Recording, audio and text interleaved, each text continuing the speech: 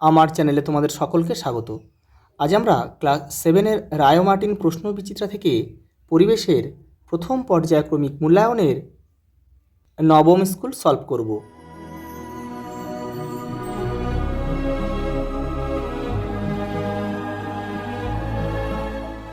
দেখো, সঠিক উত্তরটি নির্বাচন করো। প্রথম প্রশ্ন আছে, দেখো ম্যাগনেসিয়াম ক্লোরাইডের সংকেত কি? MgCl2। এই যে ওটা দেখো, বলেছে এটি কী ধরনের বিক্রিয়া? দেখো Zn plus CuSO4, ZnSO4 plus Cu। দেখো এখানে দেখো এই কপারটাকে সরিয়ে দিয়ে Zn তার জায়গা নিয়ে নিয়েছে। দেখো এখানে এই কপারটাকে সরিয়ে দিয়েছে, দিয়ে আলাদা করে দিয়েছে, আর Znটা এর সঙ্গে জুড়ে গিয়েছে, অর্থাৎ এটা প্রতিস্থাপন বিক্রিয়া। কোথায় আছে দেখো প্রতিস্থাপন বিক্রিয়া? এই যে পরেরটা দেখো, পরমাণুতে উপস্থিত নিস্তড়িত কণাটির নাম কি? নিউট্রন। পরেরটা দেখো, Al2O3-তে Al এর যোজ্যতা কত? 3। Al 3। তরল থেকে বাষ্পে পরিবর্তিত হওয়াকে বলা হয় বাষ্পীভবন। সেলসিয়াস ও ফারেনহাইট স্কেলে যথাক্রমে বরফের গলনাঙ্ককে ধরা হবে কত? সেলসিয়াস মানে 0, ফারেনহাইট মানে 32। কোথায় আছে? 0, 32। এই যে 0 ডিগ্রি আর 32 degree, 0 degree C, 32 degree F. পরেরটা দেখো, এসআইতে তাপের একক কি? জুল। পরেরটা দেখো, তাপ হলো এক প্রকার শক্তি। যে খাদ্য উপাদানের অভাবে গয়টা রোগ হয় তা হলো আয়োডিন। জলে দ্রবণীয় একটি ভিটামিনের নাম লেখো। জলে দ্রবণীয় হচ্ছে ভিটামিন সি। ভিটামিন বি কমপ্লেক্সও কিন্তু জলে গুলে যায়, আর কে, ডি, এ এগুলো হচ্ছে ফ্যাটে দ্রবণীয় ভিটামিন। লিগামেন্টে উপস্থিত প্রোটিন হলো কোলাজেন। এই যে দেখো, একটু একটু দেখে নাও, কেরাটিন কোথায় থাকে? কেরাটিন হচ্ছে চুল ও নখে থাকে। চুল, আমি লিখে দিচ্ছি এটা, চুল ও নখে হচ্ছে কেরাটিন থাকে। মায়োসিন আর অ্যাক্টিন কিন্তু পেশিতে থাকে, এটাও পেশি। অনেকগুলি গ্লুকোজ অণু জুড়ে তৈরি হয় কি? শ্বেতসার তৈরি হয়। এই যে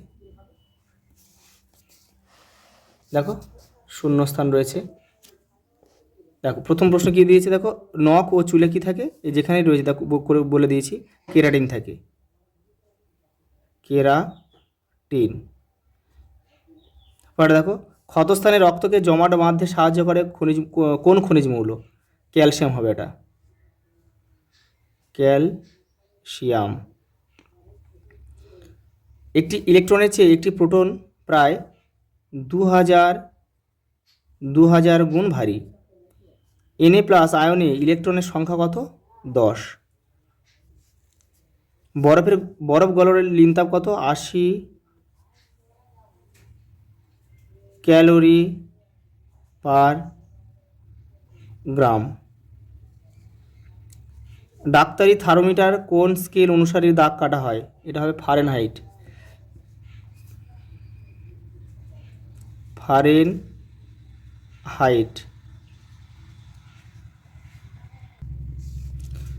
দেখো, যে উষ্ণতায় সেলসিয়াস ও ফারেনহাইট স্কেলের পাঠ সমান হবে তা নির্ণয় করো। দেখে নাও, দেখো সেলসিয়াস ও ফারেনহাইট স্কেলের সম্পর্ক কিন্তু এটা C/5 = F-32/9। দেখো এখানে তাহলে আমরা এই সি আর এফের মানটা দেওয়া নেই, আমরা এটা এক্স ধরে নেব, দুটোই এক্স ধরে নেব। তাহলে দেখো আমরা কী লিখবো? X/5 = X-32/9। দেখো কোনাকুনি গুণ করো, এক্সের সঙ্গে 5 গুণ করলে হয় 5x, মাইনাস এটার সঙ্গে এটা গুণ করো, এটা গুণ করলে হয়ে যাবে তোমার 160 হবে, এটা গুণ করলে 5 2 0 হাতে থাকে 1, 5 3 করে 16, 160। এবার দেখো এটার সঙ্গে এটা গুণ করো 9x। এবার এক্সগুলোকে আমরা একদিকে করে দিচ্ছি।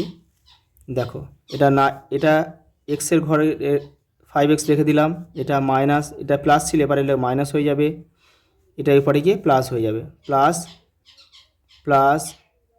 প্লাসটা দেওয়ার দরকার নেই, শুধু 160 লিখে দেবো আমরা। দেখো তাহলে এটা কি হচ্ছে, এটা হবে তোমাকে বিয়োগ করলে হবে -4x সমান সমান 160। এবারে দেখো বা x সমান সমান, এটা গুণ হয়ে আছে, এটা উপরে গিয়ে কী হবে, ভাগ হয়ে যাবে, -4টা বসে যাবে। তাহলে এটা কাটাকুটি করে 4 4 4 16 40।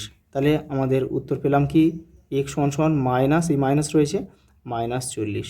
তাহলে এই -40টা কিন্তু আমাদের উত্তর, -40°। পরটা দেখো, মাটির কলসিতে জল ঠান্ডা থাকে কেন? দেখো 13 নম্বর পেজে রয়েছে উত্তরটা। এই দেখো মাটির কলসির জল ঠান্ডা থাকে, আসলে মাটির কলসির গায়ে অসংখ্য ক্ষুদ্র ক্ষুদ্র ক্ষুদ্র ছিদ্র থাকে। ওই ছিদ্রগুলো দিয়ে সামান্য পরিমাণ জল কলসির বাইরে বেরিয়ে আসে, তখন তার বাষ্পীভবন ঘটে, ফলে দরকার হয় লিনতাপ। এই বেরিয়ে আসা জল তখন কলসি ও কলসির ভেতরে থাকা জল থেকে প্রয়োজনীয় লিনতাপ সংগ্রহ করে, ফলে কলসি ও কলসির জল তাপ হারিয়ে ঠান্ডা হয়ে পড়ে। দেখো বিয়োজন বিক্রিয়া বলতে কী বোঝো, উদাহরণ দাও। তোমাদের বইয়ের 98 নম্বর পেজে উত্তরটা রয়েছে। এই যে দেখো বিয়োজন বিক্রিয়া, এই যে তাপ বা তড়িতের প্রভাবে একটা যৌগ ভেঙে একাধিক পদার্থে পরিণত হয়েছে, এরকম বিক্রিয়াকে বিয়োজন বিক্রিয়া বলে। এই যে উদাহরণ এখান থেকে এটা বা এটা দুটোর মধ্যে একটা দিয়ে দেবে।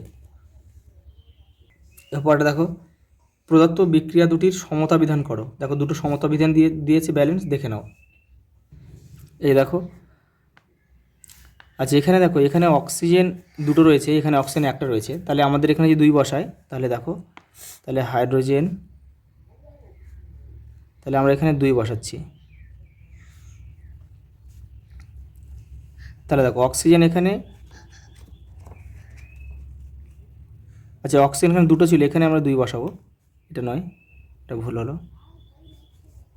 দেখো তাহলে এখানে আমি 2 বসালাম, অক্সিজেন দুটো হয়ে গেল, হাইড্রোজেন কটা হয়ে গেল, 4টে হয়ে গেল।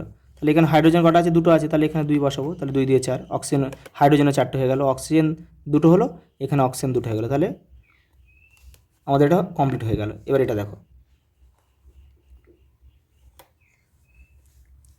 দেখো এখানে দেখো পি এখানে দুটো রয়েছে, পি এখানে একটা রয়েছে, তাহলে আমাদের সমান করতেই হবে। তাহলে এখানে আমাদের P2 রেখে দেবো। দেখো তাহলে এখানে আমরা 2 বসাবো, তাহলে পিটা সমান করে আগে, পিটা সমান করে নিই I3। দেখো তাহলে পি এখানে দুটো, এখানে দুটো, তাহলে মিলে গেল। আর এখানে আই দেখো 3 আর 2, তাহলে 3 2 6 হয়ে গেল, তাহলে এখানে 6টা হয়ে গেল। তাহলে এখানে দুটো রয়েছে, তাহলে এখানে আমরা কী খাবো, এখানে আমরা 3 খাবো, 3 2 6, তাহলে মিলে গেল। পরের প্রশ্ন দেখো, জীবদেহে জলের ভূমিকা, দুটি ভূমিকা লেখো। 178 নম্বর পেজে রয়েছে তোমাদের বইয়ের। এই যে এই দেখো জীবদেহে জলের ভূমিকা, এখানে অনেকগুলো আছে, এখান থেকে তোমরা দুটো করে নেবে। পরের প্রশ্ন দেখো, সংশ্লেষিত খাদ্য কাকে বলে, উদাহরণ দাও। তোমাদের বইয়ের 169 নম্বর পেজে রয়েছে। এই যে দেখো, এই যে এই দেখো, এই ধরনের খাবারের উপাদানগুলো সম্পূর্ণ কৃত্রিম, কিন্তু তৈরির খাবারটার রং ও স্বাদ, গন্ধ ইত্যাদি অনেকটা প্রাকৃতিক খাবারের মতো হয়, একে সংশ্লেষিত খাদ্য বলে। দেখো সংশ্লেষিত খাদ্যের উদাহরণটি দেখে নাও। এটা হবে jam, jelly, chips, energy drink, এগুলো সব কিন্তু সংশ্লেষিত খাদ্যের মধ্যে পড়বে। লাস্ট প্রশ্ন দেখো, কোয়াশিওকর রোগের লক্ষণগুলি লেখো। 165 নম্বর পেজে রয়েছে তোমাদের বইয়ের। এই যে এখান থেকে পড়বে। এই দেখো, চামড়া গাঢ় বর্ণের ও পেট ফোলা। দেখো মনে হয়, দেখো চোখগুলো মনে হচ্ছে ঠিকরে বেরিয়ে আসছে। দেখো খাদ্য উপযুক্ত পরিমাণ প্রোটিনের অভাবে কিন্তু এই রোগ হয়। 1 থেকে 4 বছর বয়স্ক শিশুদের কিন্তু অপুষ্টিজনিত রোগ এটা, কোয়াশিওকর। আজ এই পর্যন্ত, দেখা হবে পরের ভিডিওতে।